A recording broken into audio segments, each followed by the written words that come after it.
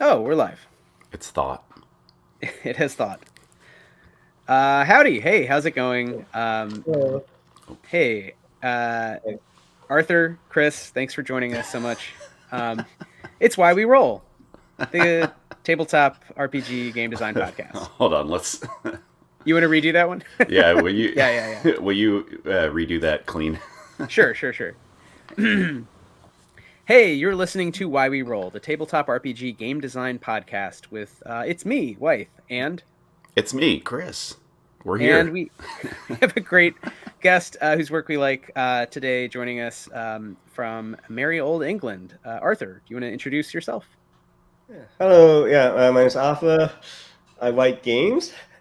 So I mean, some of like my more like notable games, things I've like done on Kickstarter, the Soul Survivor, Conviction, and May You Fish in Interesting Times.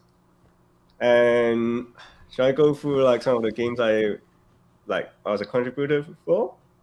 Sure. Yeah. Anything Yeah. you wanna mention? I mean, I will say I know your work from a lot of cool like one page or not maybe one page but shorter itch games, and then the Yeah, Conviction and May You Fish in Interesting Times I backed on Kickstarter. I thought they were really sort of interesting takes, and thank you. especially they some of the games touch on politics in various ways, which is sort of our Yeah, focus on this show, sort of games about politics. So we just thought we'd reach out and just chat about your yeah, work. You've done a lot of games, I take it. So, um, Yeah. yeah. there's a lot to talk about. Um, Thank you. Yeah. so maybe do you want to, do you want to sort of give more background into either some of the games people might know you from, and or your, sort of how you got started? Or Chris, do you have anything Um, specific you wanted to start with? Sure. Yeah. I mean, I was just gonna ask kind of the same question, which is, kind of before we delve into your games, like, how did you get into TTRPGs? What was kind of your entry point into all of this? Yeah, I mean, yeah, like a lot of people, I started with D&D, even though I've like grown out of it. So it was like 2017, I think. Yeah, that's when I kind of like I started like because like it's a local gaming store and it's the Adventurous League, so it was easy to get into because like everyone's doing it and there's like lots of videos on how to play D&D. Hmm. Yeah, Yeah, and then I especially around that time, the kind of golden era, fifth edition, I would say. yeah. And then about like a year later, I mean, I was like in two campaigns, one of them was fine, and one of them like I got a bit burnt out. And then I started looking into like indie TTRPGs, and then I started writing stuff myself. That's Yeah, so cool. yeah, it was So like the Soul Survivor was kind of technically like my first each game, like my proper like game that I uploaded and people liked. It was like it was called micro RPG jam. They was doing on each, and yeah, and then like everyone has to do like a 200 word. Yeah, doing 200 words, and then mine was like it was like number one in story and number two overall when people like rank the games. I mean, it's as a awesome. whole, I don't really like kind of like rank game jams because like I feel like it's kind of like set up some hierarchy saying, oh, I'm better than you or you're better than me. Yeah, there's some bragging rights involved for sure. Yeah, but yeah, it's nice it's nice when it happens and I get ranked high. Yeah, of course. Well, I mean, I think that we all seek that validation as game designers, right? Like, I remember the first thing that I uploaded on Itch. Like, I watched the metrics for it for like 2 months afterwards, obsessively, because I was just like, yes, I Mm, want to know that I'm doing well. yeah, But yeah, I think that's natural, right? Like to want to know that your work is received and that people like it, and I think that that's okay to lean into that I hierarchy mean, just a yeah, little bit. I guess I'm more like kind of like anarchist in terms of like my game design and Yeah. like I'm feeling like yeah, people shouldn't there shouldn't be like some sort of hierarchy of like who is better than other designers. But Yeah, I but wonder this about is the life. algorithms on itch too. Like, how do they see the games in what order, and how much Yeah. that is based on previous success? And so, how do you Mm, like break it's a in or good whatever? question. Yeah. But to Chris's Yeah. point, it is still a signal that people were interested, right, in Soul Survivor. and in your work overall. So maybe as a way in, do you want to tell us a little about that game and sort of how you designed it, what it's about, and where maybe that first phase of like you start uploading stuff to itch, like what kind of games generally you're working on? Yeah, so let me check. Yeah, I think it was a game jam, and there was a theme, and I filmed the film. Yeah, the film is that the sun is dead. I mean, the sun as in like yeah, yeah. the big like hydrogen fusion ball in the sky. It's not. It's not your air. It's not. Yeah. Yeah, and then like I kind of like go to like Chinese mythology. So there's a story about this archer who shot down like 9 of the 10 sons, which is how we ended up with one son. So yeah, I guess like kind of like mythology and folklore kind of like plays a huge part into like my game design. And I've been like doing like a game jam based on folklore. I ran it in 2019, 2020, and I'm also doing a folklore jam 2024 now on Nice. each. So it's just like people can like make whatever they want. It's focused on like analog games, so it's like TTRPG. If you want, you can make LARP or board games. So yeah, I've been like, I really kind of like, I love game jams, and I kind of like miss. I don't know. It might be. It sounds a bit like, I miss the olden times. But like when I was like getting into like game jam in like 2018, 2019, I feel like there are lots of people who are like just want to be like a creative, and they just want to create like really random games, and I love them. Yeah, I think there's also there's an echo of anarchist ethos in a game jam too, where it's like you don't like. I think that there's something really beautiful as an entry point into designing RPGs because you don't have to be a professional. You don't have to do this for money. You don't have like it kind of embraces the hobby side of things in a way that's really generative and really equalizing in a nice way, I think. Yeah. Also, there is a long tail because you're talking about not that many years ago, Arthur, and I think it's interesting to think about what games from that era, which is again only a few years ago, have not. They've all survived. They're all discoverable. Yeah. But what has like landed? Like what are people playing? And I think that does evolve over time. And maybe it's naive, but I think some of the best stuff does rise to the top over time as people discover it. I just learned about a game, the name of which escapes me. I want to say it's like called like Killing State or something, but it's like you're on a reality TV like paranormal investigation show, and there's two phases. You have two stats, and one is kind of provoking ghosts, and one is surviving, like running away from ghosts. And it was like a game jam thing that sounded, it feels very Grant Howitt-y inspired, sort of short form, but it sounded really thoughtful. And some friends played it here. I didn't play, but they were saying it was super fun. And they'd found it literally on itch or something. So it had that sense of like, this wasn't anything particularly new or well promoted. It was just a gem that enough people had sort of passed around. So I wonder if to your point, the innovation, and yeah, to Chris's point, the sort of anarchy of innovation of itch is a feature, not a flaw, that like is hopefully persistent. I mean, all these platforms could go away like tomorrow if some billionaire buys them, shuts them down, I guess. But I'd like to hope that that our work on itch will just be out there for people to like mess around with for years to come. I mean, it's also like when I was talking about like 2019, like around like pre-pandemic and like just at the beginning of the pandemic, it was the social media was a bit better than the state it is nowadays. So it was much easier to like make some great art, some cool art. Then it gets retweeted a lot on Twitter, but it doesn't happen as much anymore. Yeah, we were talking about that before we started taping, that it's so hard to it's really hard to get known on the internet, and that X is just quote unquote X is just sort of a nightmare now. So we'll see what new phase we enter. I mean, I was just talking about like back in like 2019, 2020, that's when I started like, 2018, to 2020 is kind of when I started, and it was very easy to connect with other game designers on Twitter.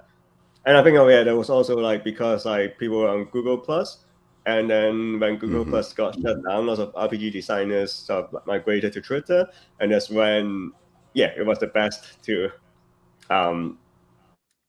be a game designer and like know other creatives who were working on TTRPGs. They were on Twitter at the time. Yeah. Totally. It was a really generative community at the time. Yeah, and I think there was a big shift. I missed out on that. Well, you probably participated though in the moving away from D&D and trying other games with friends. Maybe I would guess. Sure. Like, even if you but weren't I just posting games. Yeah. The specific platform. Like I didn't get on Twitter until like 2021, so I like got on Twitter as it was a sinking ship. Yeah, that is. I mean, I've heard a lot of good things like about the Google Plus TTRPG community, and then before that it was the Forge, which I don't know much about, but then I think is how like Apocalypse World and lots of PBTA have started. It was in the Forge, which is like an online forum, in the like late 10s or something. Late noughties, early 10s. Well, I mean, I think it's interesting. Like we've talked on the show a little about itch, and so maybe we can come back, Arthur, to professionalization. You know, as a theme in general that we're interested in. We ask people, how did you go from making a couple games to more games to sort of a lot of games or full time or whatever, however you think about your practice and your goals, right? And that maybe has shaped, has changed over time. But you know, one aspect I just noticed, because I haven't actually played Soul Survivor, so I've read it. And I see there is an SRD. So I think that's another one. It's like itch, Twitter when it worked, and then turning away from D&D or D20 systems and maybe developing SRDs and open licensing. And I think there's a number of things that happened, you know, over the last 10 years or so, but really definitely with COVID, with lockdown, there was like a big boom. So I don't know, just to go back to your own practice and sort of your arc, you know, what did you do next, or how was it just like the fun of, it sounds like the fun of making games, or you just kind of kept doing it? So after one, you were hooked and you just kept posting more stuff to itch, or like walk us through, you know, like how you got involved with like, putting out not just a game, but like a lot of games. Yeah. I mean, I guess always, no, for many years I wanted to be a writer, and then, you know, it's November. So like, you know, like a NaNoWriMo, the national write a novel month. Yeah. I mean, I joined it for like several years, and I think I won like in like 2 or 3 years in which I wrote 50,000 words. But then like, I can write 50,000 words, but then they wouldn't be really good words. So I mean, like for a lot of people, like writing novel is not like, for lots of people to be a writer is to like write a lot of words to like write novels, but it's not the right thing for a lot of actual people. Like that's what they want, but it doesn't mean that's what it works for people. You see what I mean? Is it like are you looking for like a quality? Are you looking for like a quality over quantity kind of thing? In one way, yes. I mean, I don't want to say like some people do write a lot of words and they are very good quality words, but then there are also like a lot of people who can like write decently, but then it doesn't mean that they have to make a novel. Sure. And I guess one reason why I love writing is kind of like engaging with like new ideas. And then I feel like with like TTRPG, it kind of like, it helps me to write ideas rather than novels. Or like I like for lots of like stuff that I did like lore, I did like adventures, and then it is kind of like lots of short stories I've written.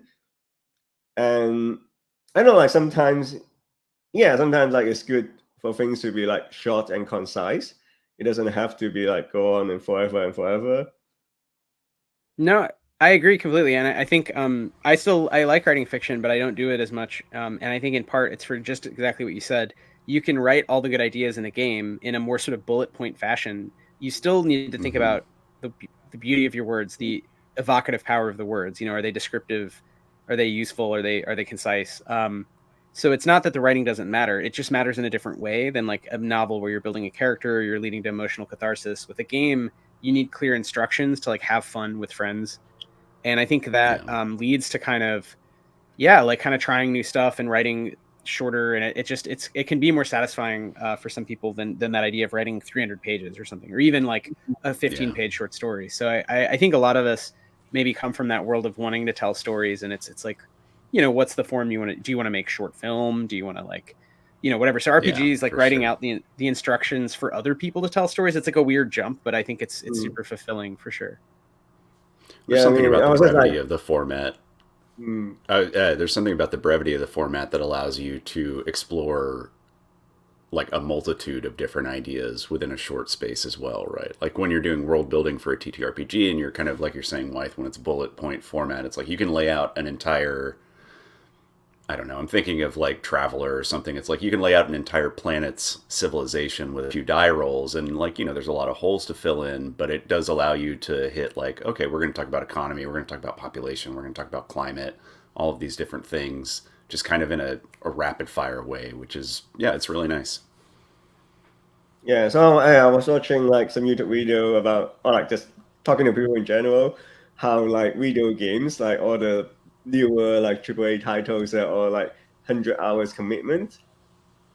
Like no one has time to kind of read all the novels, or even like if you have like a 400-page RPG, like people wouldn't have time to read through all of it and play it. Whereas with a like smaller game, people can at least read it and then they decide if they want to do a one shot. About like not every game can be like a campaign. I mean, there's like a certain trend that like, I don't know, like people are focusing on like the. I mean, I'm not saying, obviously I'm not saying that they're bad. I'm not saying that there's like people don't have so much time, like even that to like even to like consume the media. So I think it really. It speaks to a shortening of attention spans in general as well, right? Which is not a bad thing. It's just kind of what's happening. But I get that sense as well that people are like the people that I've introduced into TTRPGs in the last 2 years are scared of campaigns because it is a huge commitment of time, or it's perceived as being such maybe.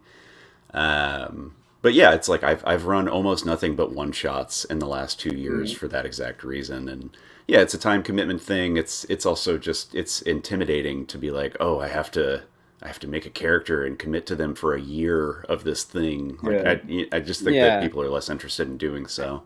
I mean, counterpoint, like I run campaigns and make games for campaigns, but I will say I don't think you're wrong that I think the assumption, like when because I played these games as a kid in the 90s, and that was like everyone plays a game forever, and I think there's a mismatch between the expectation of like we're gonna have this campaign where we're all gonna be friends even though we're in middle school or high school and everything in our lives is changing. Somehow this thing will not change, right?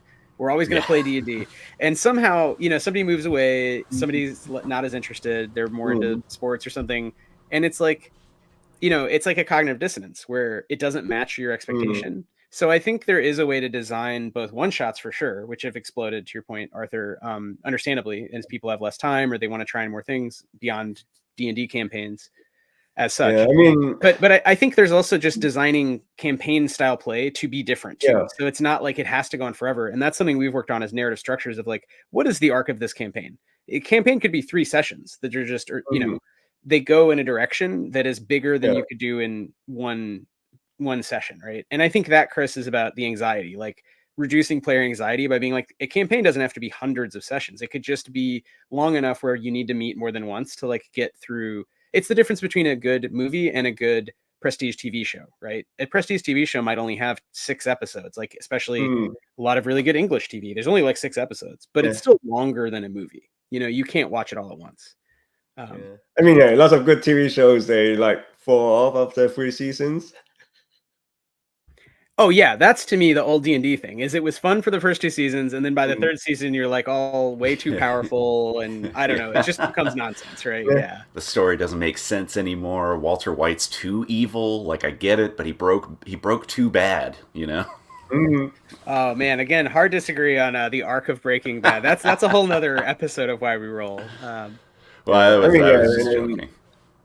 yeah, and then scheduling is just like another issue. Like, I Sure. mean, yeah, I mostly do one shots nowadays, but like even trying to schedule a one shot, like I had like 4 people wanting to do a one shot, and then like 3 of them canceled on the day. And then like yeah, and then I'm not going to do it for just a single player. Like it's just not as fun anymore. So yeah, I mean like yeah, scheduling with RPG. I don't know how about you. Like maybe like you have like a more easier to find more consistent players, like people with like similar schedules. No, it's always hard. That's the hardest part of It's a any, nightmare. Yeah. whether Yeah, it's I mean like friends, strangers, yeah. when you're like if you have friends in school, if you're all in school, then like yeah, you all have like after school free or most of I don't know. Like Yeah, when you're school kids, then it's a bit easier, yeah. I guess.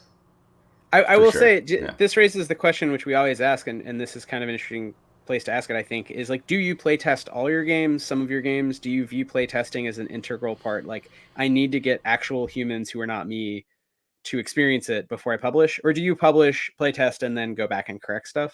Do you have thoughts on this kind of aspect Yeah, of no, design? definitely. Yeah. I publish things, and then I try to play test them, and yeah, I mean, like for example, like yeah, I mean for like maybe for interesting times, I actually did a play test before the Kickstarter. Yeah, but lots of as I was saying, like it's difficult enough trying to bring like a popular indie game to like the RPG meetup and then say, oh, let's like schedule a session, and then it will still take me like a lot of like I would get like maybe like 5 if I'm lucky, I get 5 players who are interested, and then I have to find a date where like all the 5 people agree to a time, and then I would drop like maybe drop one of the player can't make it. I'll do the poll, and then one person can make Monday, one person can make Tuesday, etc., etc. And then I know one less player, and then like fingers crossed, I will be able to like most of them will show up on the day. So that is like even with like a more popular RPG. And then when I'm like, yeah, I don't have a group of friends that would like play test with me all the time. So yeah, it's just like hard to find people to schedule a game. Yeah. Yeah. It's the perennial perennial problem we all face.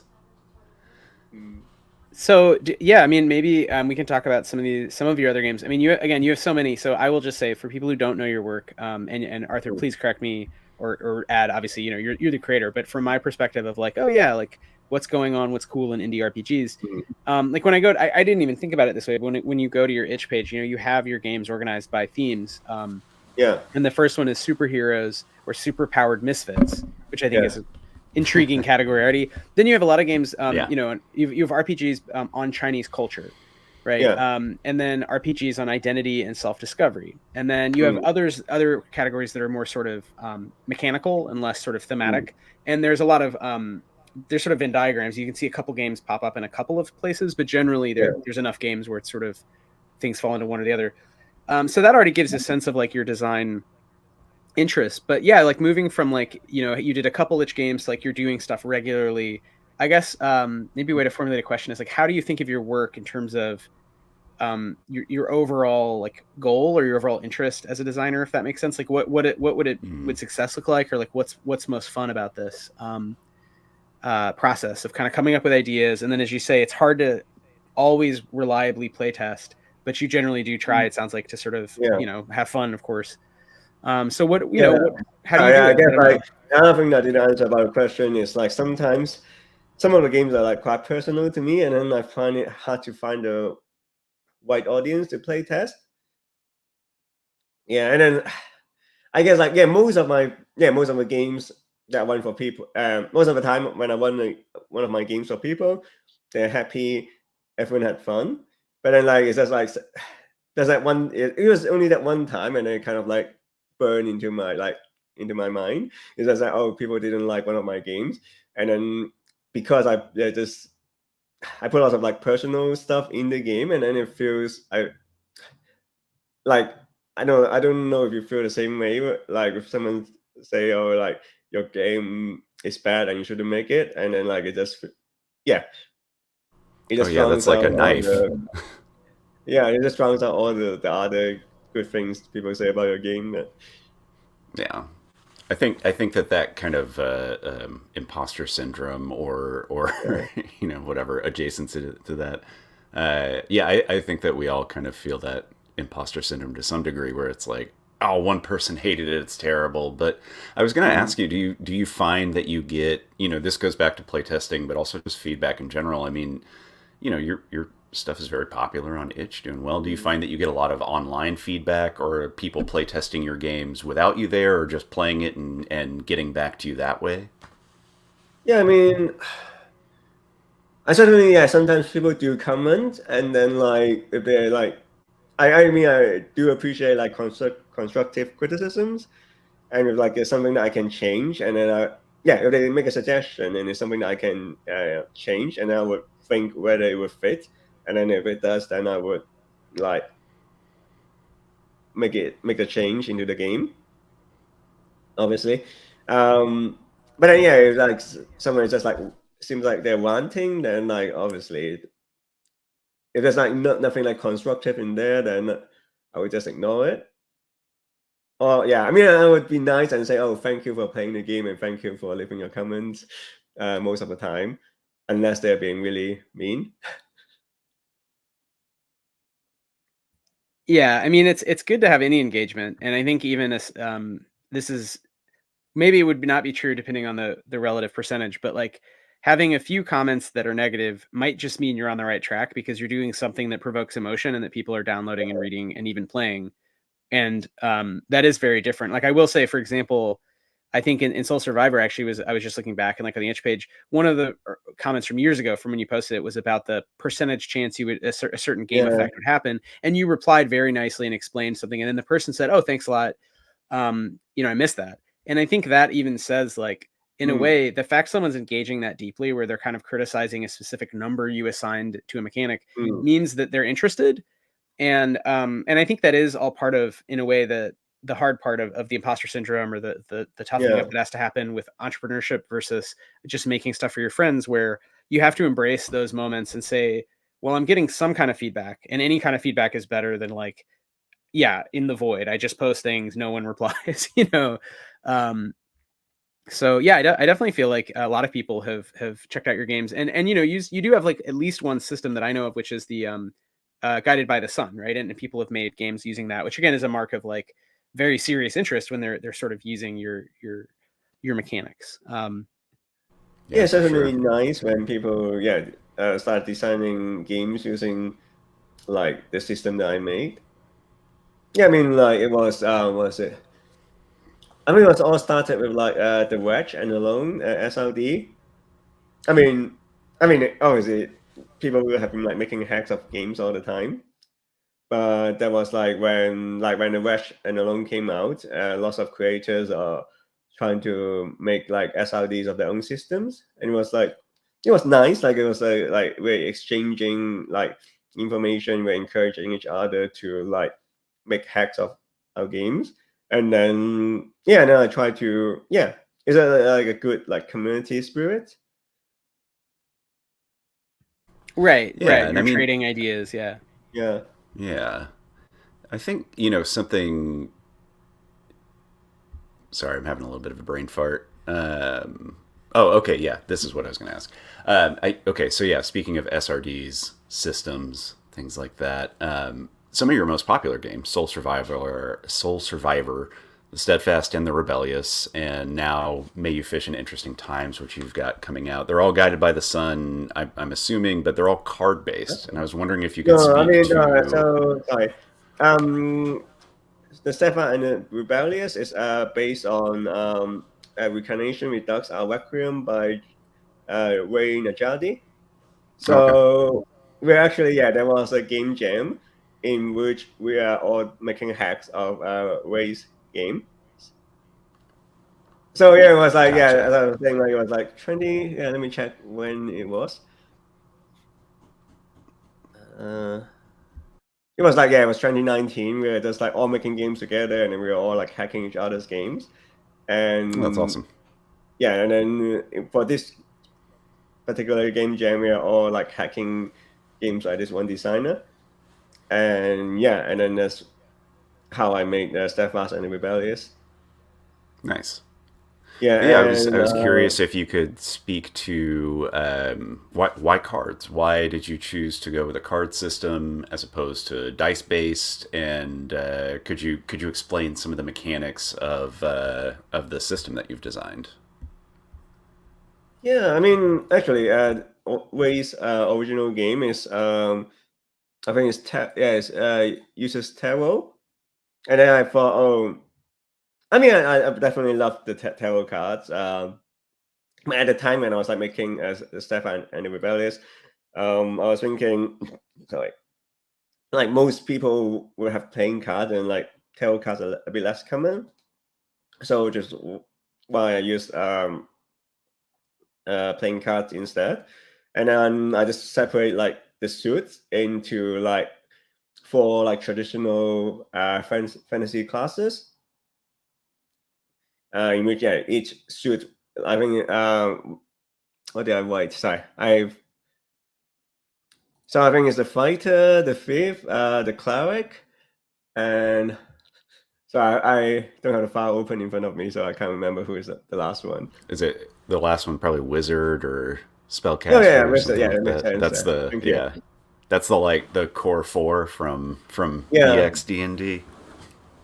Yeah, I think it's mage, the mage in this game. Yeah. Mage, yeah. Yeah, so it's a story about you are the citizens of a city, and you are just defending yourself against like the big a bigger force is trying to invade your city. I guess in a way it's kind of a lot to do with power and culture, and how like you have like always have like a bigger system, like bigger country is like trying to swallow up like a smaller country, and then because like with history it's always about like who is winning and who is the bigger country, the bigger empire swallowing up the smaller country, and it's always about the kings and the queens, and like how the rulers fight over each other for like the land, but then they kind of like neglect like the people who live there, and just like they don't care about the little men. They always care about like generals and kings, and I just like stories in which it's about it is your city, you're defending it. And I guess like a problem with lots of people have raised a problem about D&D is like, oh, you're going to somewhere that you don't belong, and you just like go and murder all the indigenous life. Yeah, no, it's an interesting question. What does it mean to be a hero who's so powerful, and how do you interact with political forces? That's one reason we want to talk to you in particular. Is I feel like your games explore some of those questions, and that's what we make games about. Is trying to get out of the kind of murder hobo, kind of neo-colonial loop, or however you want to describe it, of D&D. And I think that's Steadfast and Rebellious is an interesting one where it's sort of highlighting the city scale and defending the city from some sort of outside force, and you can interpret it. It says Demon King. It's a tyrannical Demon King, but you could imagine any number of scenarios where these rules would work for sort of you're powerful, but you're not, and you're defending something. You're liberating something as opposed to doing a bad thing. So I think it's interesting to reframe like traditional fantasy a little bit and think through that. And I know, like, for example, May You Fish in Interesting Times to me is appealing because it is, so, to connect some of these threads, it seems like, and Arthur, please tell us sort of how you think about it, but it seems like a political game about, in a very different register. It's about a fishing trip, but it still is about ultimately sort of politics and how do you respond to oppression, and what as an agent, as a PC in a game, you could do about it. Like, what could one person do? So it's a different kind of heroism. Yeah. And maybe for folks who haven't read or played maybe Fish in Interesting Times, could you give us a quick like synopsis or elevator pitch of what the game is as well? Yeah, so maybe fishing interesting times. You are anthropomorphic birds, fishermen, but you are also ex-rebels who took part in a revolution several years ago that failed. So yeah, it's a cozy fishing game, but it is a fishing. It's a game about fishing, but it's actually about like ex-rebels, ex-revolutionaries sharing stories with each other and retelling, like telling story about their past and what happened and how the revolution failed. And So I think like the fishing mechanic as well. There's a fishing mechanic and a political mechanic, which is really fun to put in one game. It's just like very different from a D&D like fighting demons, you know. yeah, yeah, because it was a And it make collaboration between me and the illustrator, Carol Wu, and we decided like we didn't really want like a violent game. We don't want a game about like I mean yeah we could have made a game about like birds fighting fish, and yeah, then yeah. but yeah, by the end we just say, oh yeah, you're just birds, and you're fishing. You're bird people. You're fishing together, and you're telling a story. Yeah. So I mean, we briefly talk about mechanics. So yeah, the mechanics is kind of it's inspired by the like For the Queen and another like prompt based TTRPGs, and also by Brindlewood Bay. So yeah, in like I do love Brindlewood Bay. yeah, in Carved from Brindlewood. Is that the name of the system? Mm. Yeah, I mean yeah, let's say it's Carved from Brindlewood. Um, so in if you're going to fail a roll, you can like mark off. There's like a list of things you can mark off. You mark it off, you answer a question, and then you turn a failure into success.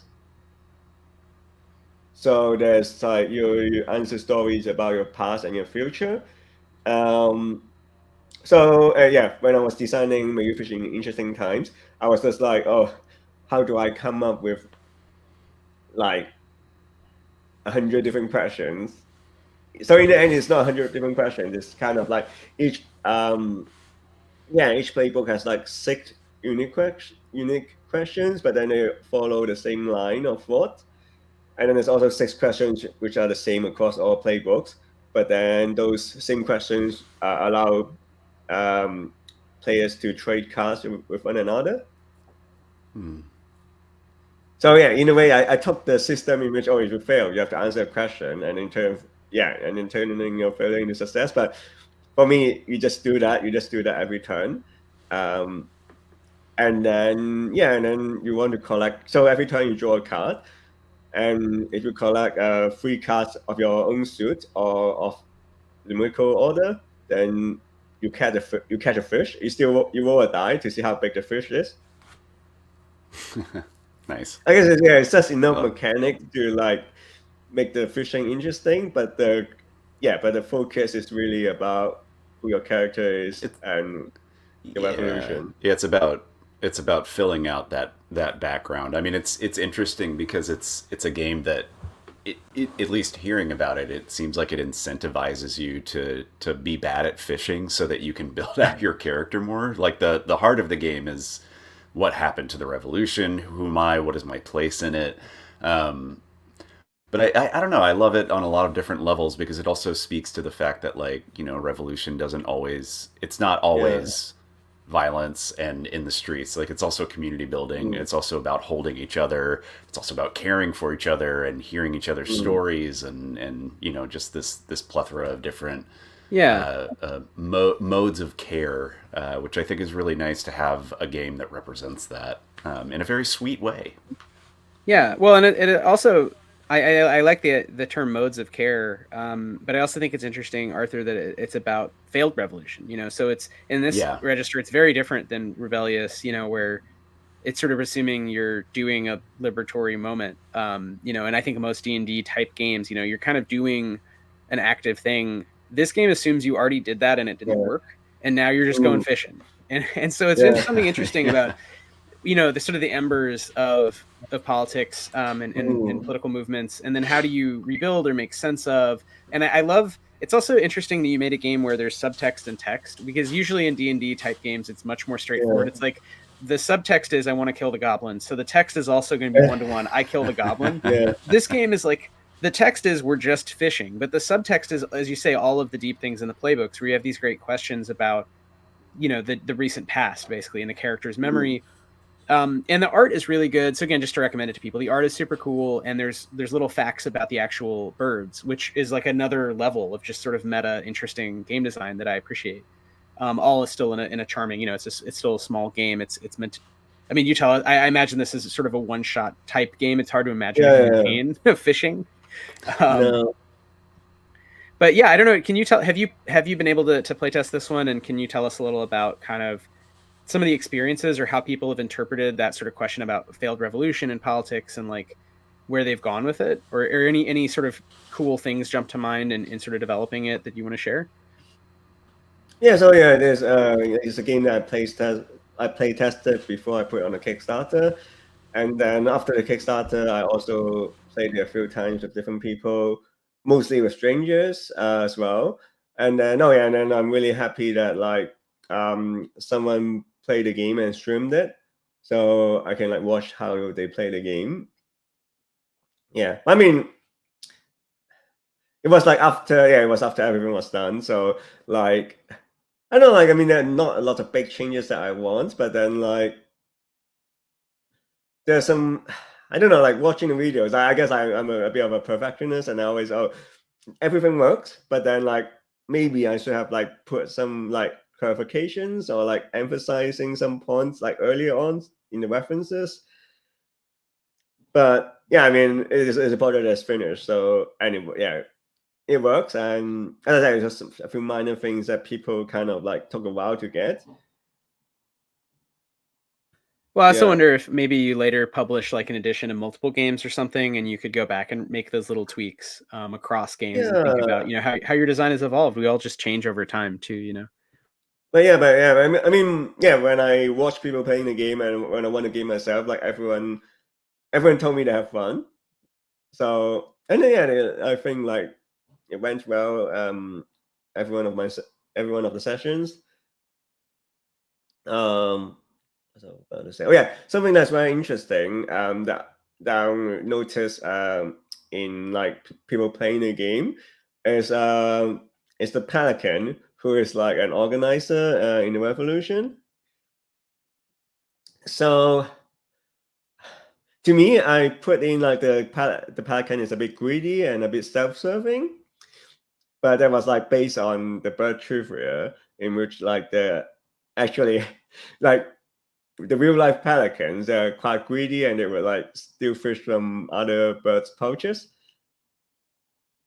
I mean, And as a former union organizer, I will say it fits with some personalities of organizers as well, where it's like yeah, you're a little self-serving, but you're you're doing a thing for the community, but yeah, I get it. I think there's a nice translation there, even though it is yeah, just and then based on the it kind pelican. of I wasn't really thinking about real life organizing. I mean, I was, but wasn't. I wasn't particularly trying to criticize anyone when I was designing the playbooks. But then when playing the game, yeah, then lots of people kind of lean into oh, they are organizing, but then they just take a bit extra for themselves. I think it's just, I mean, I guess that's with power. I know, and it's to quote Spider-Man, and to quote Uncle Ben, with great power comes great responsibilities. And then yeah, people who are organizing, they do have certain powers, and not a lot of, not every one of them would be fully responsible with what they're doing with the power. Yeah, and that's also inherent to any of these games where we're doing politics that aren't Conan the Barbarian, picaresque murder hoboing, which to me is very right wing. You know, just greedy, take what you want, be the king by killing the old king. So I don't love the politics of traditional RPGs. But then if you're doing any other version, there's just the chance that people do it wrong when they play it, which you have no control over. There's a chance that people have different tendencies and interpret the same cues in different ways. So like the role of an organizer, like, you know, Chris, your experience as a union organizer, my experience is basically like in more academic Marxist, right? You know, it's very different in different settings, right? Blue collar, white collar, it's different in different national contexts. And yeah, just tendency. Like some of us are going to be more interested in like a game where the vanguard party is good, or just a pure anarchy and like anarchists are correct. So that's going to take these games, you know, in different directions is all. So yeah, I was just thinking when you bought blue and white collar, it was like a line in my game, in which I say like birds of every colors of colors rose up against the tyrannical emperor. I mean, at first I was just I was just going to write like blue and white collar, but then I was worried that people wouldn't get it, or like it would be like too niche, so I can rewrite it. I rewrote it so that it's kind of, it makes sense on its own, but if you get the context about using colors to describe class, then you would get it even more out of it. Yeah. There's nice layers to that where it's like, birds come in a bunch of different colors, right? But also, you know, different colored colors. Yeah. Sorry. Yeah. Again, we use color and color. Yeah. Again, it's text and subtext. It's very playful with both of those things. Instead of blue collar, you have like a red breast or something like that. I don't know. Yeah. And you have birds right there. It's also fantasy. So I think that's the other thing that's interesting with political game design, which is at the end of the day, unless you're doing a very realistic simulationist game, which like why on earth, if you live in the US or the UK, would you play that game? It seems very depressing. We're playing it right now in real life. I play that game every day, baby. So, you know, I think it's fun to say in a fantasy setting, then what translates to what, and leave a lot of room. I mean, just inevitably there'll be sort of interpretive jumps and different, you know, different interpretations of different cues, because it's not one-to-one. It's not a real revolution you're talking about. It is this abstracted revolution with anthropomorphic birds.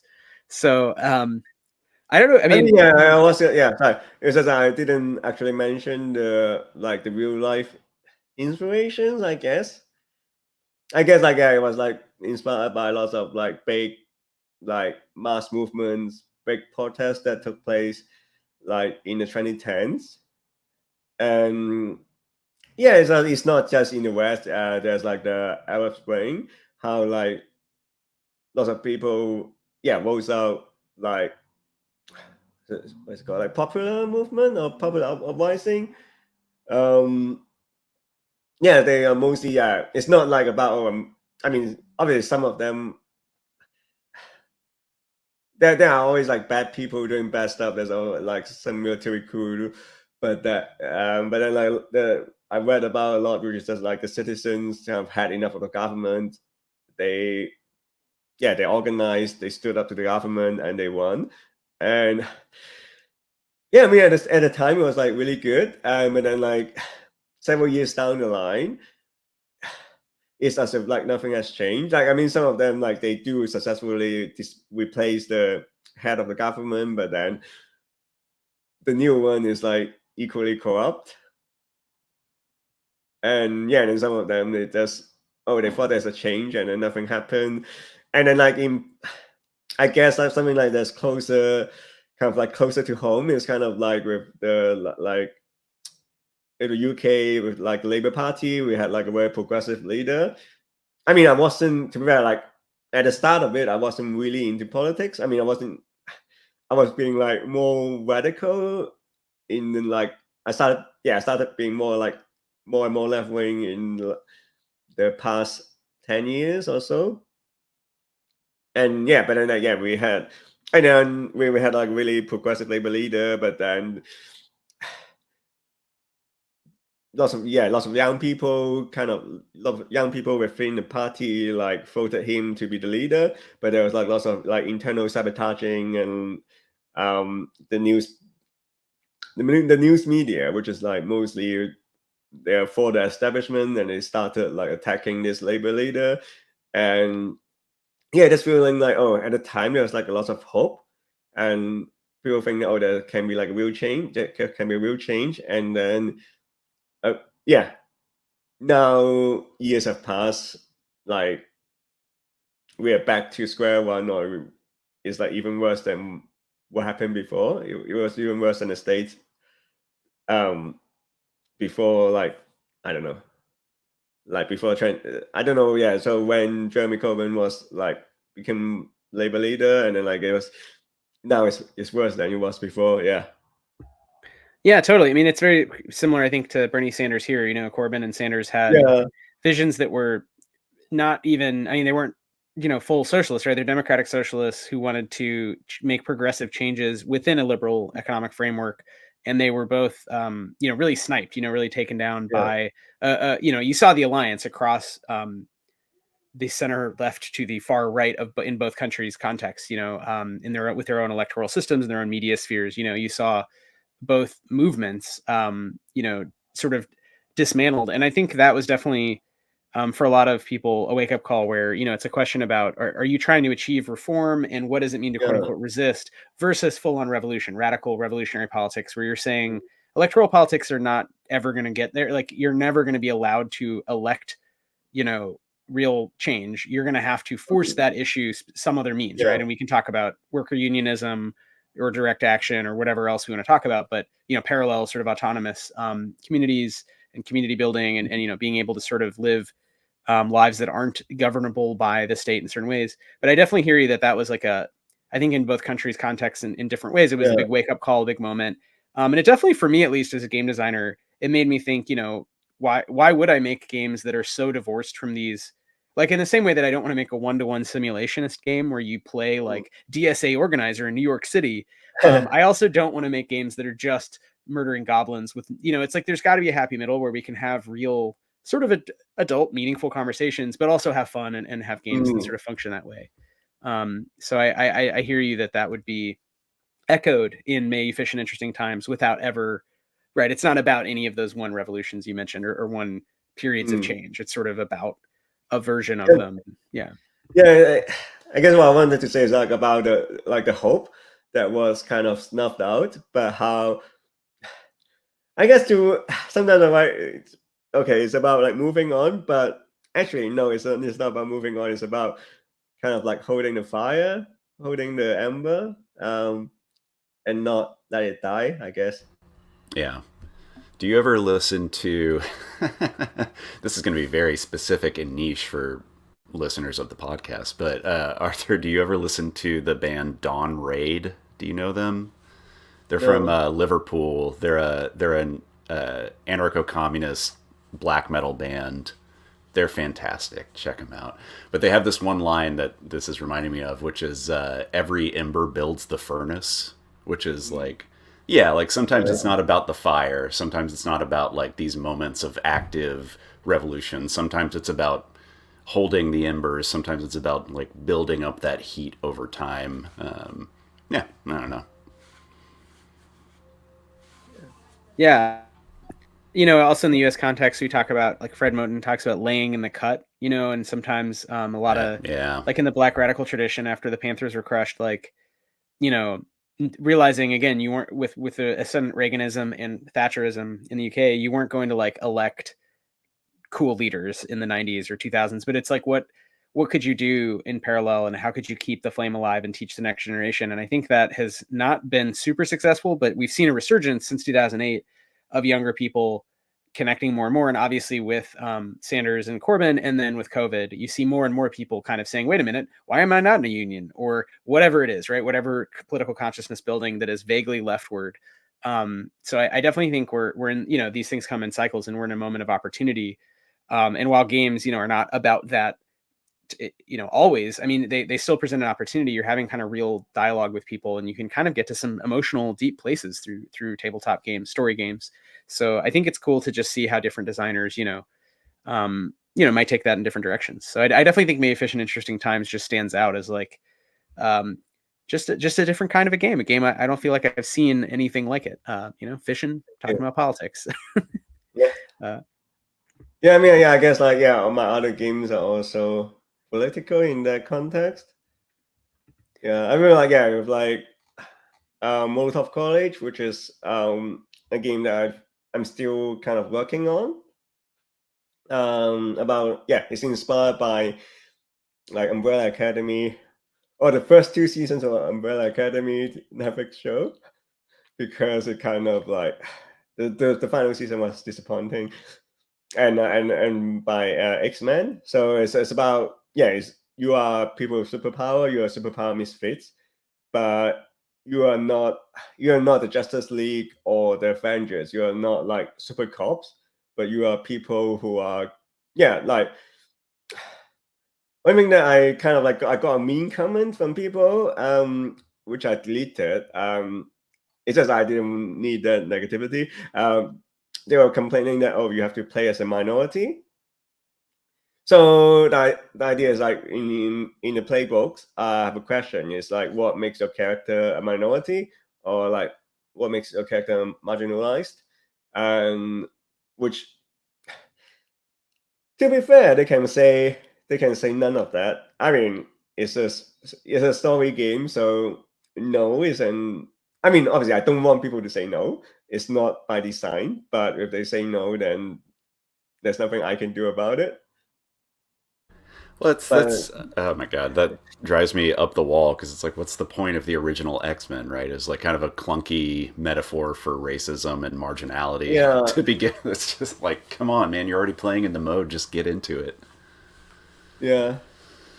So Yes. on the list I have like your race, ethnicity, or sexual orientation, or gender identity, or disability that makes you a minority. And I know I mean I wrote what I wrote and I stand by it, and and lots of people like it. I mean it doesn't matter what people like. So it's just like I mean like there's a message about how it's about fighting for the little guys and about like building solidarity with like different marginalized groups. And and then like the whole game mode of college is about like fighting back against the old ways. Kind of like I don't. Yeah, it's kind of like the topic of like generational trauma, or like how like you are being forced into a role by the older generation that you don't believe in, or that you don't agree with the values of.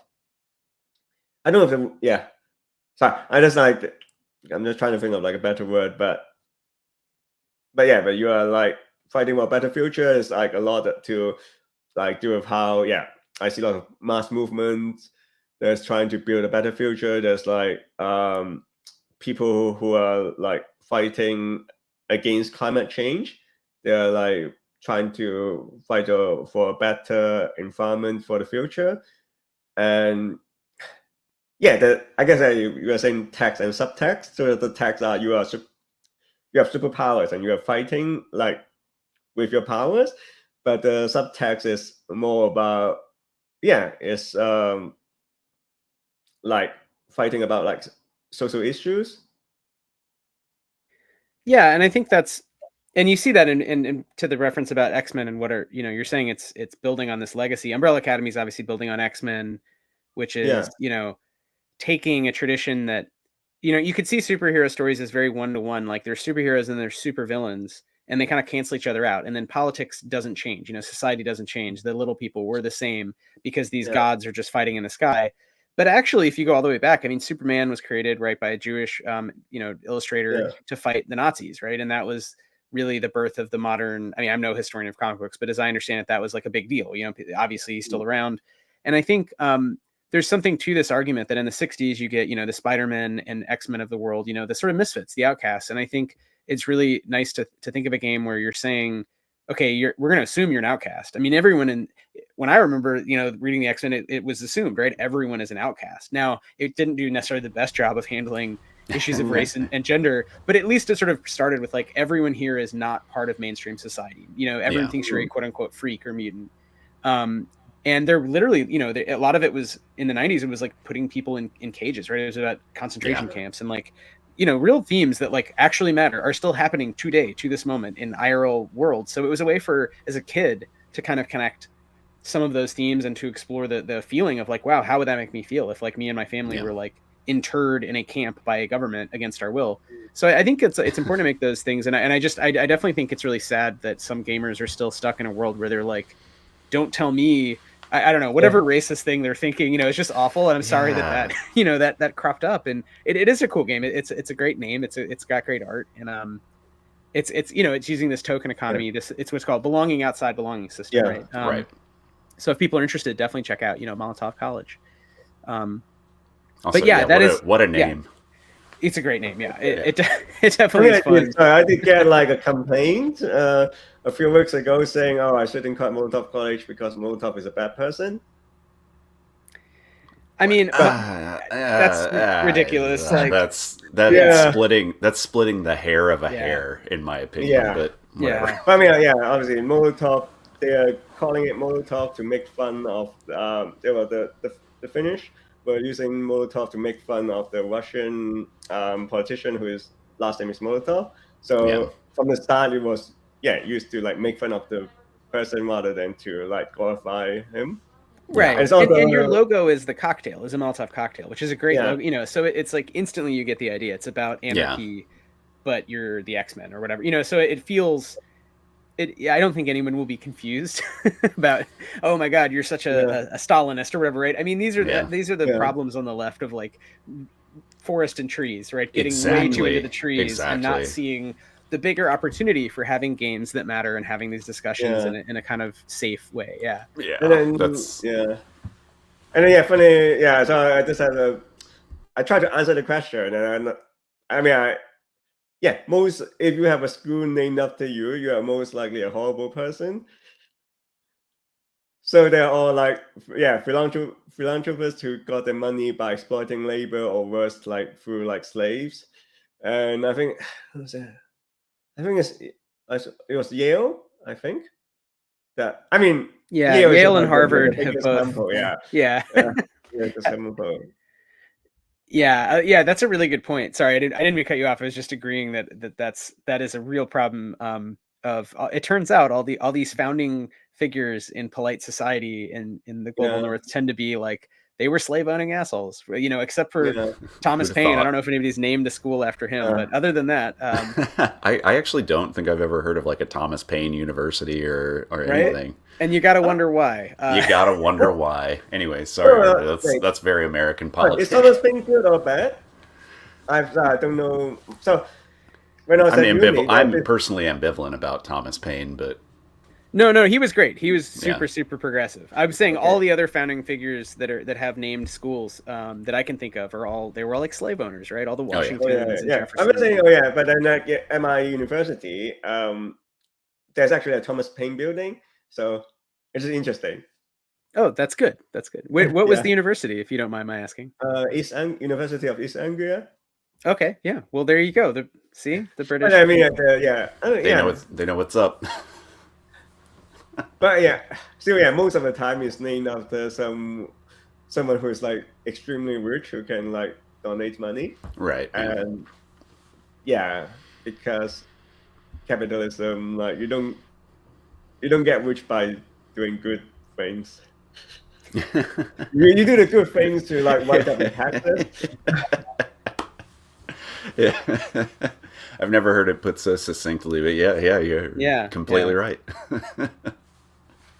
So we're over an hour in. So Arthur, I want to talk. Maybe we should talk about Conviction, which is another bigger game that came out more recently. Are there things you want to talk about? Again, you have so many games and so many themes, and there's definitely some clear threads, themes that we've touched on. But are there things that you want to bring up, either that you're working on now or that you have just come out recently, that we should make sure to talk about? Yeah, I can talk a bit about Conviction. Cool.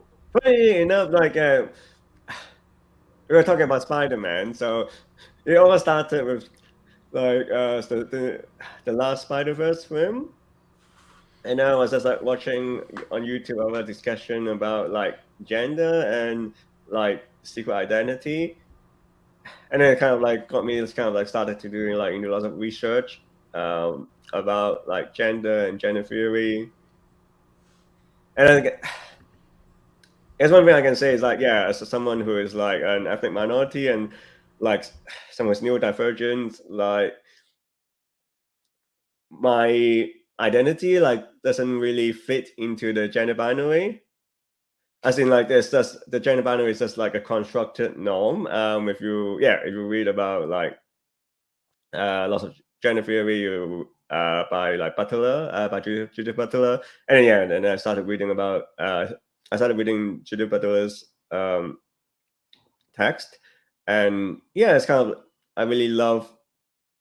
Yeah, it got me into philosophy. Like in the past, I always thought, oh, philosophy is just like the Aristotle, and what's that? Yeah, Socrates, and yeah. So yeah, this is about like these like big ideas that doesn't have anything to do with real life. But then yeah, and then we will start reading about like more about theories, and I guess that they're like politics adjacent sometimes, like they're not of are they part of philosophy? But anyway, what I meant, like, there's a lot of like great thinkers in the 20th century. Their writings, like philosophy adjacent stuff, that has a lot to do with real life, how we live, and yeah, it's just it's relevant to life. It's not just some abstract ideas. So I was reading Butler, I was reading Foucault, and reading a lot about like this gender and identity. And I actually I wrote most of Conviction before I started reading on Foucault. I mean, I've heard of Foucault before, but I haven't not like really read the text until I finished the first draft of Conviction. But then but everything that he wrote kind of fits into the idea of, oh, we are all kind of we're multiple the society, like from like school to the army to like everything in life is always about like there's this kind of like prison, this kind of like system in which they want to discipline us and enforce kind of like the model person that's like easy to manage of building this like norms. So so Conviction is about kind of like pushing back against the norms that the society has imposed on you, specifically like it's about gender, but then also about other aspects of identity. Yeah, and so these are all really important themes that I think we've talked about it a little before on the podcast, and Chris, I'd like to hear your thoughts on this as well. But people are attracted to RPGs because you can begin to play with character and self, and see that yourself is a character you're performing, and kind of relate that to like in real life, the things you have to perform for society, or the constraints, the real material constraints on being an authentic self, and how that kind of plays out. And so I think games are this like microcosm that can be fun and freeing, and allow us to sort of think about ourselves. But can you say a little about sort of how Conviction plays out as an RPG? Like, what are some ways in which, how does it work basically in the game, right? It's sort of about, being in a prison of a sort, but it, so I'm curious if you want to give your sort of pitch for the game. So sorry, it's just like I haven't prepared it. I kind of like haven't read it in a while. No, you're all good. You're all good. And so that idea is like you are. So I was talking to I had sensitivity consultant, and we're just talking about at first it's a play on the word on like conviction. So conviction can mean a crime, but it can also mean like a strong belief. And conflict is, I mean, the problem is I was talking to the sensitivity consultant, and like even though like conflict is sometimes used like for as a word used for prisoners, but then lots of groups are kind of like against the term because like lots of the prisoners are not convicted. Mm-hmm. Yeah, so it's like unfair to call like someone a convict when like I guess it's like how flawed the legal system is. Even if you are not convicted of a crime, you can still be put into prison and Right. like lose years of your life before you can kind of like fight in court and try to clear your name. Or Yeah. I mean, Rikers Island here in New York is a great example of being a convict without being convicted, I think. Yeah. But I think, you know, it still works because it's playing with all these different layers of being convicted or having conviction or, you know. Yeah. But yeah, there's an overlap that's really, really interesting there.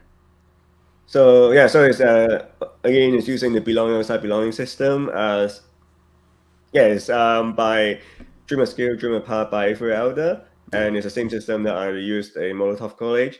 So you are just like you are trading tokens. So it's belonging outside belonging is sort of descended from like Power by the Apocalypse. So instead of having one MC, the MC's duty is being broken into like usually into 6 different playbooks, and they're spread between the players. So yeah, so I just have to like quickly look up. Yeah. You can say something else while I kind of like bring up the PDF. No, yeah. No, and I didn't mean to. We didn't mean to put you on the spot or anything. Just in terms of helping people connect the philosophical points, which I think are so important. With how do you then, use that in game design? And this has come up before. Both Butler's work in general, but also more recently how that's her new book is about how there's such a backlash to gender theory and how that's become this real divisive political topic, which. I saw a talk she gave that, and I think I might have said this, but it was like surprising to her because when she started writing, it was like a minor thread in philosophy that mattered to some people a lot, but most people didn't really think about that much.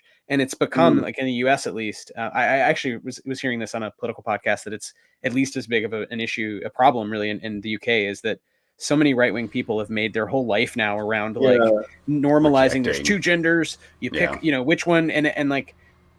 And tying it to bioessentialism, that it's something assigned at birth, and just these convictions that they held that are so like problematic and really shape society. So I think it's interesting to make a game about it, and I was just kind of curious how you went about it, and really what the result is, sort of to pitch to folks that they check it out. But yeah, there is. I mean, they can go to your itch page and learn more. So take it however you want. You don't have to like go into it in depth. You don't have to give us the whole rundown, but exactly, yeah. People can read. They should go to your itch page. Yeah. That's one takeaway from this conversation. Because there's a lot to discover. Yeah. Thank you. Well, so I guess, I mean, Arthur, did you want to say more on conviction, or do we want to move on and move toward maybe wrapping up and telling people what you're up to? I mean, there's a lot I can say. Sorry, I just bring out the file. There's a lot I can say, but I don't know time-wise. Sure. If you want to move on to something else. No, we got time. Because we were mentioning like Judith Butler, and one of the quotes that I put in the book is from the book Undoing Gender.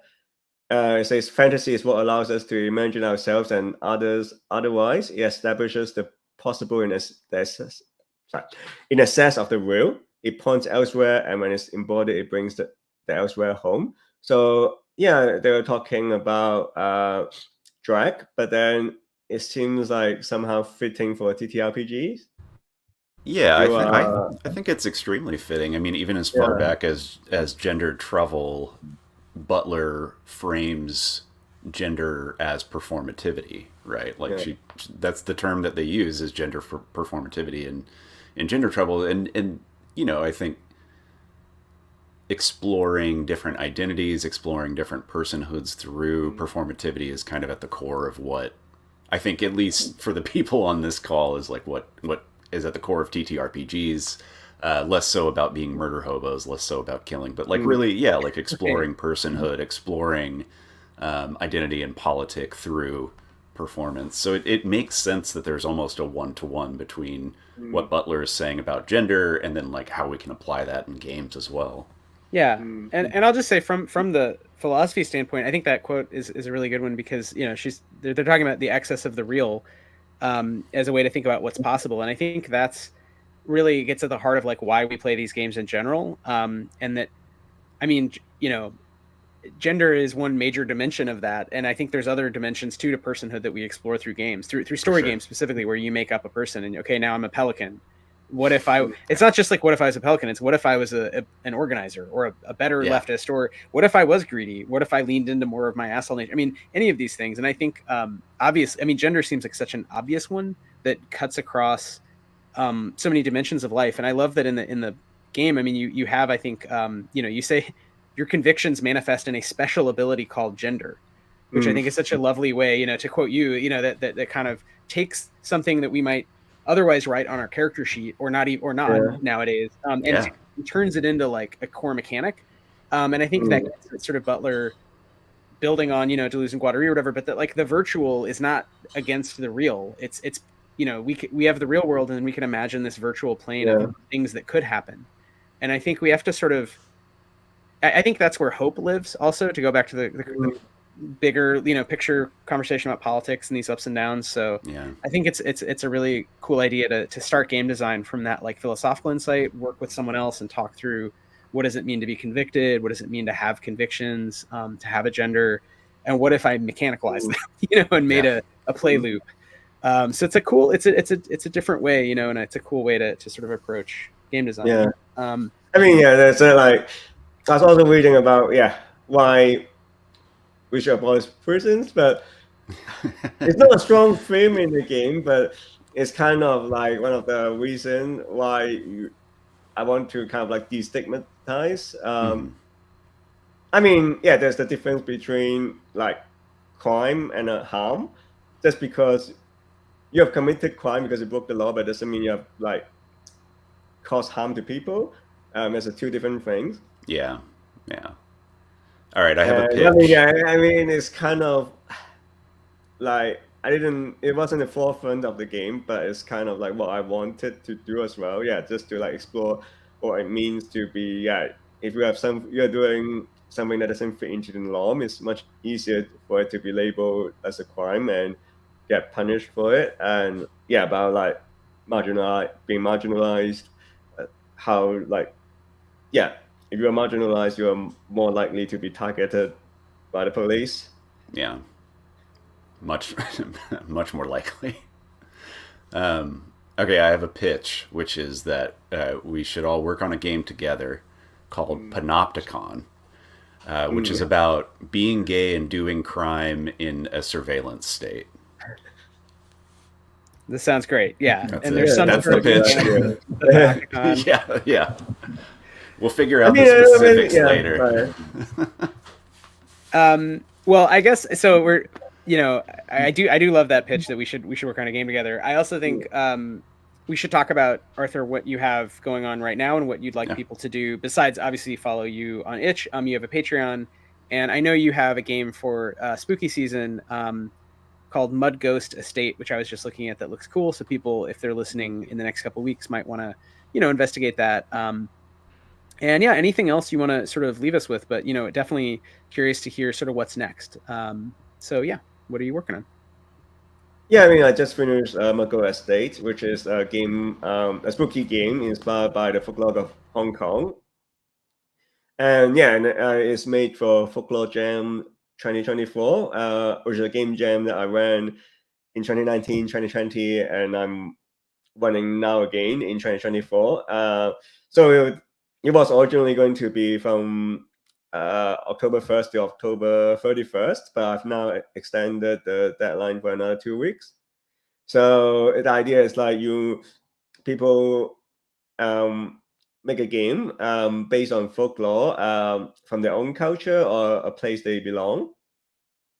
So it's part of the problem in which I'm feeling like lots of the time people would write games about like mythology, and then they would like take kind of like this like gods and myths from like other cultures, and then they kind of like projected a lot of like stereotypes into the myths and folklore.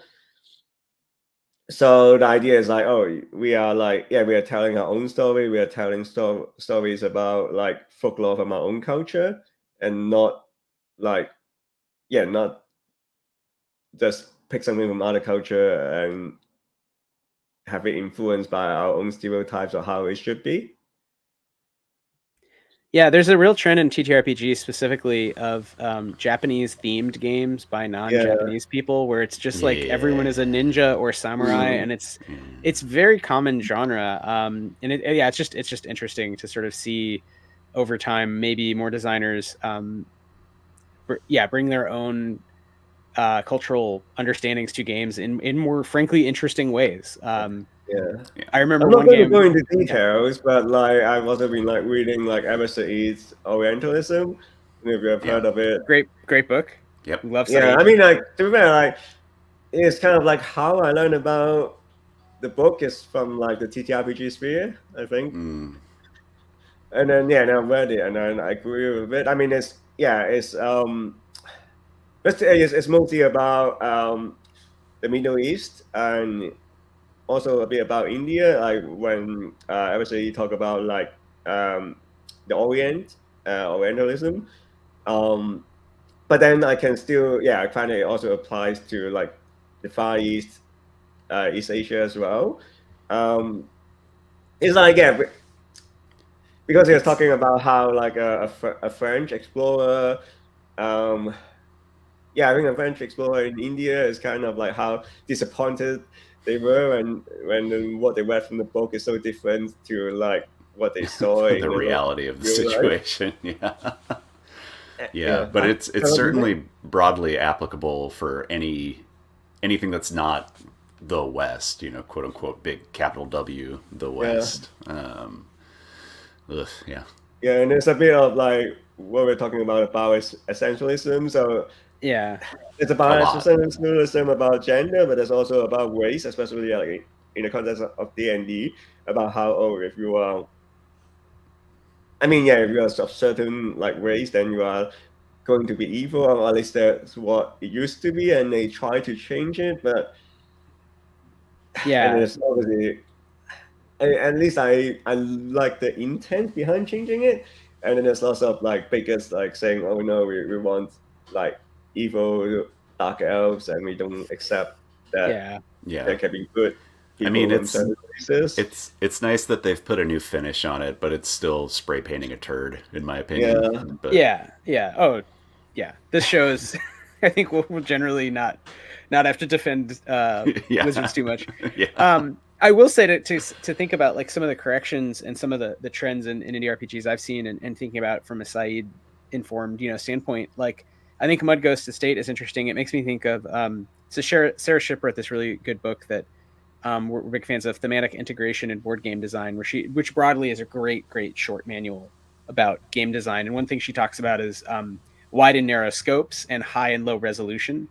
And just like games generally tend to be easier for people to understand and also more interesting if they're narrow in scope but high resolution, meaning there's a high integration of thematic components, rules wise to the narrative of the game. And I think Mud Ghost Estate is an interesting example. And why I bring this up is it fights against a kind of Orientalism where everyone in all of Asia is somehow the same, which is utterly ridiculous. Yeah, it's an insane thing to say. So here we have, it's not just a game set like in Hong Kong, like it's set in a specific building in Hong Kong at a specific time, referencing another time during a certain time of the year about a certain festival. But you get all of that in like a short paragraph, right? It's not like it's not like anyone has to do research. You're just sort of thrown into a situation anyone can vibe with, which is your teenagers exploring a haunted place, right? It's a ghost story. It's Scooby-Doo. It's every slasher movie, but it's in a specific time and place that you, the creator, know about and can, in a way, it's not like the goal is not to teach us something, but it's just to use that reservoir of actual cultural knowledge that's interesting to tell a good story, as opposed to D&D saying, well, we're going to do a book that's sort of about, whatever cultural thing they want to do a book about, but it becomes sort of smoothed out and it runs into Orientalism, right? It becomes kind of a I mean, like when you write, when you have like TTRPGs or like this giant media franchises trying to like write a book about like certain race and culture. It's always about writing what distinguishes them from another people. So it's like reducing like a big culture to like the differences from them to the main one. So Yeah, I that's mean, a good yeah, summary of Orientalism. Yeah. yeah. So I don't know, like, yeah, there's. I mean, I did like some of the freelance work that I did. I kind of like write about kind of like certain groups from certain cultures, and it's difficult. Like, yeah, I kind of like don't take a lot of those jobs anymore. But at the same time, yeah, if you have to categorize something, then it almost always going to be kind of emphasized on the differences. So I don't know what's like. I mean, the best way to do it is to not try to categorize everything, but then that's how a lot of like TTRPGs, like source books, are. They are trying to categorize everything, and that's what makes people want to read them. But I mean, Yeah, like the marketing. yeah. Yeah. You bring up a marketing issue there, right? Like, But then, how do like you? Yeah. humans, we want Well, to be when we want to learn about something. Like that's usually how we first approach it. Is by learning what is similar and what is different. I mean, I guess yeah. like I there's think certain human nature, but then there's also like lots of harmful stereotypes get like yeah. I built was gonna say. I on. mean, unfortunately, the categorization thing is just a part of the way that our minds work on a Yeah, neurological level. That's just the human brain. But yeah, I do think going back to what we were saying earlier about like enforcing hierarchies and things like that, being careful in your categorization not to reinforce problematic hierarchies is, I think, kind of the task for TTRPG designers, because like we have to categorize things. Things have to go into a bullet list. We have to have certain types of items and characters yeah, and stats and things like that. So it's inescapable, but I think yeah, how you handle Yeah. it is the big question. I also wonder about like categorizing things more by mechanic or by letting authors categorize their own work for one. You can categorize Yeah. your work however you want, but we on this show could categorize games by like how many players are involved or what are the mechanics involved or are there cards or dice, you know. But in terms of some of that cultural work, it's like that's one reason to do the show, or frankly, is to ask people, you know, Yeah. their ideas about How do you do um, this? everything, yeah, politics, gender, whatever, all these things we've been discussing. So it's really great, Arthur, to chat with you about it. But I agree. I think yeah, some of it is just doing particular work, you know, making games about a Yeah. more narrow scope, which doesn't necessarily mean one shot. I know, and I agree with y'all that most people are moving maybe more in that direction, but I still like to think of games that could be at least short campaigns, but it doesn't mean that they need to have as wide a scope as D&D's kind of multiple worlds, which can be fun for sure and is fun for lots of people. But I think it does present a challenge at the level of like more work, but also at the level of it kind of becomes a lot of it becomes vague in terms of like what you know where are we, when are we, like you can't lean on those real cultural touchstones. And I think having that, it's not the end, it's like a narrow door through which you enter a bigger story can be really profound. So I definitely think that's something that people are putting out a lot of one-off games, you know, are able to sort of exploit is each time they do it really focus on this one lens into something that could be very big. I mean, again, like thinking of Conviction, it's pretty big themes, you know, about sort of being Yeah. imprisoned and what is gender. um maybe Mud Ghost Estate is meant to be much more of a traditional one shot, right? It's one location, but either way, you know, you're giving people something rich to play with. yeah. So yeah, Molotov College, even though there's no progression or like I was going to, yeah, I'm planning to maybe like do a bigger book and then maybe I'll write a bit about like progression about how you can change the moves. But as a whole, it doesn't really need a progression system. You can keep playing it and playing it. Because like in the story, like there's no end to the story. Because I get inspired by the Umbrella Academy. So as soon as you solve one apocalypse, another one will show up. And I feel like it's also like a commentary on like real life in which like you there's always some like bad people trying to do bad things and ruin the yeah, like some bad politician is always going to ruin like in our case, like in the case in the UK, like how the NHS, the public health, is being like kind of like this like underfunded. Sorry, I mean I'm getting too much into like politics, but then like yeah, you see in the environment how like we had lots of environmental problems that need solving, and it's impossible. Yeah, I mean, hopefully there will be we can build a better world. We can like solve the problems with like good people work together and solve the big problems. But in reality, we're stopped by the people in power who always like on the side of corporate profit. Yeah. So yeah. No, I mean, I think, I mean, we could do a whole, I mean, you know, if you want to talk politics, we can go there anytime, and that's, you know, part of the point of the show. Um, but yeah, I think that one element you brought up a few times is hope, and I think that's a good place to leave it on, is having games where there's some possibility of change, right? Where players can have agency, people can have agency, but acknowledging that that's really difficult, and that, yeah, as you say, there's always a new problem, and even if Yeah. we imagined that whatever version of, you know, the communist future, you know, more anarchist or more Marxist, you know, that's something that I mean, there's problems with Zizek, but Zizek has done a good job saying, well, what would that actually, you know, what would some problems arise then? There'd still be conflicts, there'd still be issues. So I think you can kind of make games on the spectrum from everything is dystopian and awful to like, actually everything's utopian, but there's still conflicts, and there's, you know, humans are still humans. Yeah. So I think that's a generative place to sort of remind us. In terms of time, I think we're about at time, right? So, all right, Chris, do you have any last questions? And then we should leave Arthur with a final word and tell us, you know, where to Yeah, find well, more. my last question, as is tradition, leads into the final word for you, Arthur. Where can people find your work? I know we've said itch a billion times on this episode, but specifically, where on itch can we find your work? How can we support you? What do you got coming out? How can we find it? What can we do for you as a community? I guess. Yeah. Yeah, I mean, on my, I don't know if I can just put the link somewhere. So it's AOL hyphen ether dot io. It's kind of a chemistry pun of my Nice. name. So Yeah, we'll put the links in ARYL. the show Yeah. notes. Yeah. I mean, I have Twitter, but like lots of people are moving from Twitter onto Blue Sky, and I have a Blue Sky as well.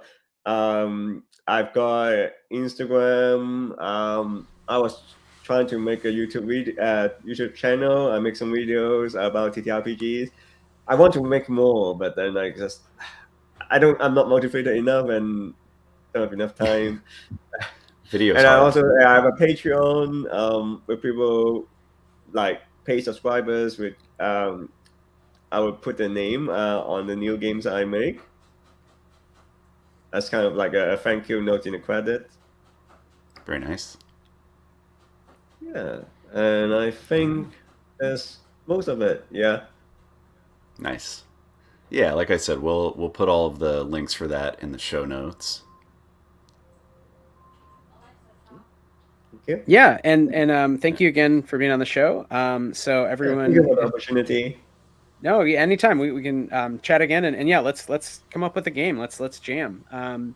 So everyone check out May You Fish in Interesting Times and all of the games that Arthur's putting out, of which there's many. Molotov College looks really great, and I know you always have something new in the works. So follow them on you know, the X or whatever is left of social media, Yeah. and Patreon. Yeah, and this has been Why We Roll, a tabletop game design podcast by the Stillfleet Studio with Chris Pickett and Wythe Marschall. And you can Hey. support us over at patreon.com/Stillfleet and find out about our games generally at stillfleet.com. Anyone have any last thoughts before I click end the stream? No, that was great. That was clean. I love it. All right. Happy Halloween, belated, but you know, we're recording right Yeah. after, so happy Halloween. Happy spooky season. It never ends. It's true. I'm gonna eat this kabocha pie, and yeah, go about my day being spooky. All right, Arthur, thank you so much. We really appreciate you. We really enjoy learning from you, and we'll talk to you again soon. Take care. Bye. Bye. All right. Thanks, everybody. I clicked the button. I never know. I think it's done.